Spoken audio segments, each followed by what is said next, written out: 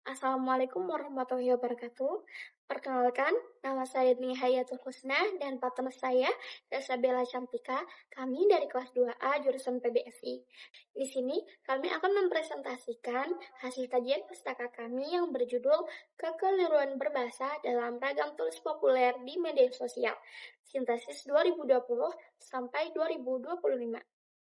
Penelitian ini bukanlah penelitian lapangan yang baru, melainkan sintesis dari 6 penelitian terdahulu yang membahas kekeliruan berbahasa di media sosial seperti TikTok, Facebook, Instagram, dan Twitter. Baik, langsung saja dapat kita lihat dari pendahuluan ini bahwa media sosial telah menjadi ruang komunikasi yang paling aktif saat ini. Namun, seiring intensitas penggunaannya, muncullah kecenderungan penyimpangan dari bahasa Indonesia yang baku, mulai dari ejaan, diksi, hingga struktur kalimat.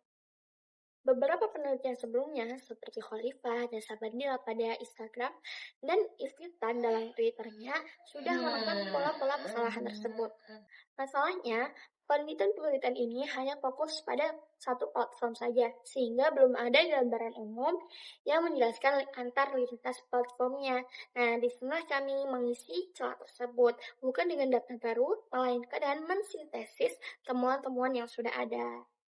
Maka dari itu, rumusan masalah dalam penelitian ini yaitu yang pertama, bagaimana karakteristik kekeliruan berbahasa pada tataran ejaan, diksi, hingga struktur kalimat di media sosial menurut penelitian-penelitian terdahulu. Yang kedua, faktor-faktor apa saja yang konsisten disebut penyebabnya.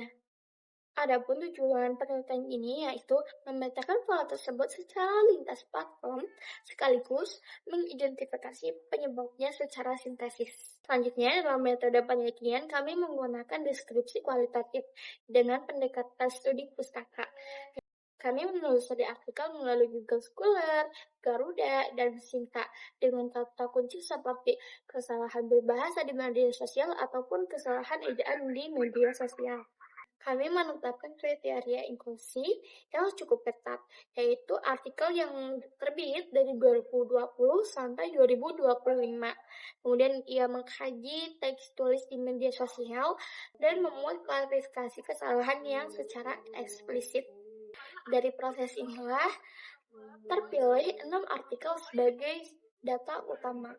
Perlu kami tekankan bahwa jumlah ini terbatas. Jadi, pola yang kami gunakan itu secara dibaca sebagai kecenderungan awal, bukan generasi yang final. Selanjutnya, dari hasil pembahasan, dari sintesis yang telah kami lakukan, kesalahan ejaan adalah tataran yang sering kali dilaporkan. Sebagai contoh, pada studi satu akun Twitter, penelitian dari Iftitan dan Sabardila menemukan terdapat 10 kesalahan huruf kapital dan 7 kesalahan fonem serta 7 kesalahan ejaan. Pola serupa juga muncul di Instagram dan di Facebook dari penelitian yang berbeda. Namun perlu digarisbawahi bahwa angka-angka ini muncul dari studi kasus satu akun ataupun objek terbatas, bukan populasi platform secara menyeluruh. Kemunculannya yang berulang di berbagai studi mengindikasikan pola lintas platform, tapi belum bisa disebut karakteristik yang teruji dan umum. Pada tataran diksi, kami juga menemukan bahwa adanya campur kode yang menjadikan kesalahan yang menonjol. Misalnya pencampuran bahasa Indonesia dan bahasa Inggris, kemudian bahasa gaul, dan ada juga bahasa daerah di Instagram. Penelitian yang dilakukan oleh Khalifah dan teman-temannya 2020.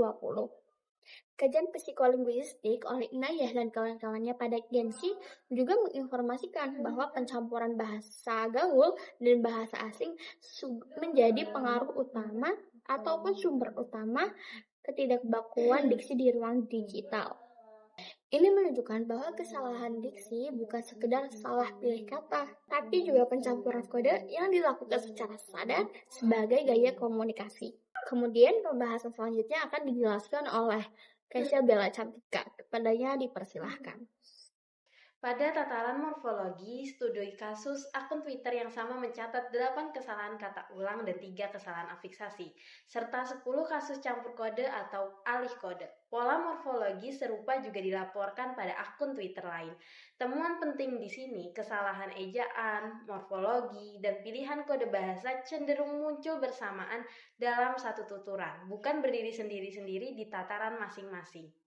Ini bagian yang menurut kami paling menarik. Sebagian besar kesalahan berbahasa itu dilakukan karena ketidaktahuan kaidah. Tapi dalam salah satu kajian yang kami temu, bahwa kesalahan fonologi itu dilakukan secara sengaja karena ingin mengikuti tren yang ada. Hal ini penting karena mengacu pada perbedaan klasik order antara error dan mistake. Tidak semua penyimpangan adalah kegagalan berbahasa, sebagian adalah pilihan gaya yang disengaja sebagai identitas digital. Kajian psikolinguistik terhadap Gen Z menunjukkan bahwa kesalahan berbahasa itu dipengaruhi oleh bahasa gaul, kecepatan komunikasi, dan kurangnya pemahaman kaidah.